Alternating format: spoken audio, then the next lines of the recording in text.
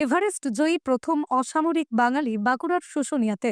হিমালয়ের পর্বতে পর্বতে, পাথরে পাথরে অ্যাডভেঞ্চারের নেশায় বুঁদ হয়ে থাকেন দেবাশিস বিশ্বাস। 1997 তাঁর প্রথম শৃঙ্গ যায় মাউন্ট কামেট। আর তারপরে চৌখাম্বা এক, নন্দাকোট, শিবা, শিবলিং, পান, ওয়ালিদুয়ার, রুবালাকাং, শ্রীগাং, শৃঙ্গজয়। 17ই মে 2010 বসন্ত সিংহ রায় আর দেবাশিসের প্রথম অসামরিক বাঙালি হিসেবে মাউন্ট এভারেস্টের শীর্ষে আরোহণ করেন। এরপরে 20মে 2011 অসামরিক ভারতীয় হিসেবে জয় করেছেন 28,169 ফুট উচ্চতা বিশিষ্ট কাঞ্চনজঙ্ঘা। দেবাশিস বিশ্বাস এলেন বাঁকুড়াতে, বাঁকুড়ার শুশুনিয়ায় 4 দিনের রক ক্লাইম্বিং কোর্সে একদম এক্সপার্ট ট্রেনিং দিতে তিনি হাজির হন শুশুনিয়াতে। 4টি ব্লক ক্লাইম্বিং কোর্স রয়েছে শুশুনিয়া, গোজাবুরু, বেরো, জয়চণ্ডী। তার মধ্যে সবচেয়ে উৎকৃষ্ট হলো শুশুনিয়া। সরকারের ইউথ সার্ভিস ডিপার্টমেন্ট থেকেই কোর্সগুলি করানো হয়। দেবাশিস বিশ্বাস বলেন, রক ক্লাইম্বিং এর জন্য যা যা প্রয়োজন সবকিছুই রয়েছে শুশুনিয়াতে। একটা আদর্শ জায়গা। পাথরের ভূপ্রকৃতি চেনা, ফাটল ধরে কিভাবে উঠতে হয়, কিভাবে নামতে হয়, সঙ্গে রক ক্লাইম্বিং সম্বন্ধে ক্লাস, পরীক্ষা নেওয়া হয় কোর্সে। মোট 35 জন ক্লাইম্বার শুশুনিয়াতে কোর্স করলেন।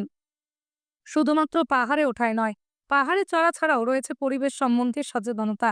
পরিবেশ সম্পর্কে সচেতনতা না হলে হতে পারে বিবিধ সমস্যা। যারা পাহাড়ে উঠছেন, প্রচন্ড দৈহিক পরিশ্রম প্রয়োজন তাদের। মাধ্যাকর্ষণ শক্তির বিপরীতে চড়াই করে উপরে ওঠা খুবই কঠিন একটা কাজ। ফলে প্রকৃতির সঙ্গে একাত্মবোধ হওয়াটা খুবই প্রয়োজন বলেই মনে করছেন দেবাশিস বিশ্বাস। সেই কারণেই পরিবেশ সম্পর্কে সচেতনতাও এই সকল কোর্সের একটা অঙ্গ। এভাবেই বছরের পর বছর রাজ্যের পর্বত আরোহণে একটি ভিত্তিপ্রস্তর স্থাপন করতে শুশুনিয়া পাহাড় মদত জুগিয়ে যাচ্ছে। আমরা এইখানে এসেছিলাম, 4 দিনের কোর্স হয় সরকার থেকেই, মানে ইউথ সার্ভিস ডিপার্টমেন্ট থেকে। এই শুশুনিয়ার মতন 4টে জায়গা আছে, শুশুনিয়া, গজাবুরু, বেরো আর জয়চণ্ডী। আমরা 4 দিন 4 দিনের স্লটে রক ক্লাইম্বিং কোর্স করাই। তার মধ্যেই একটা এই শুশুনিয়া তার মধ্যে 4টের মধ্যে সবথেকে ভালো জায়গা, যেখানে সমস্ত রকম জিনিসগুলো আছে। রক ক্লাইম্বিং করতে গেলে যা যা দরকার সবই একদম আদর্শ একটা পরিবেশ। আমরা এখানে এসেছিলাম 4 দিনের একটা কোর্স। আজকে আমরা ফিরে যাচ্ছি। এরা উপরে ওঠে, এখান থেকে ট্রেক করে পাহাড়ের মাথায় ওঠে, তারপর বিভিন্ন রকম রক, মানে পাহাড়ে একটা পাহাড়ের পাথরের ওয়ালে কিভাবে ক্লাইম্ব করতে হয় তার টেকনিক্যাল শিক্ষা আমরা দিই।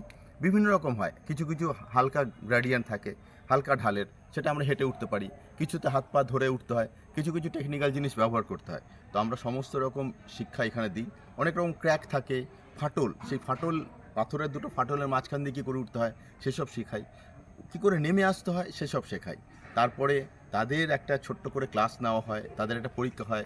সেই পরীক্ষায় আমরা দেখে নিই তারা কতটা শিখতে পারলো।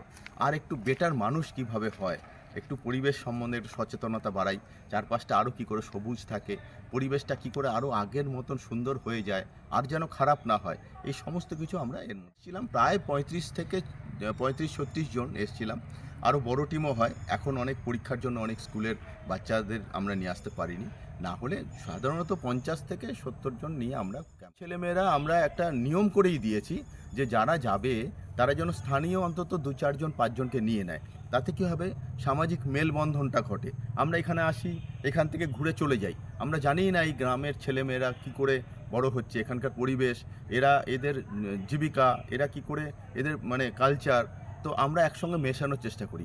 এরাও কলকাতা মানে এই যারা আসছে তথাকথিত শিক্ষিত, আমি বলবো না শিক্ষিত, এরা হয়তো অনেক প্রাকৃতিক দিক থেকে অনেক বেশি শিক্ষিত, কিন্তু এই মেলবন্ধনটা করার চেষ্টা করি যাতে দুজন দুজনকে বুঝতে পারে, শিখতে পারে এবং আমাদের মধ্যে আত্মিক যোগাযোগটা বাড়ে।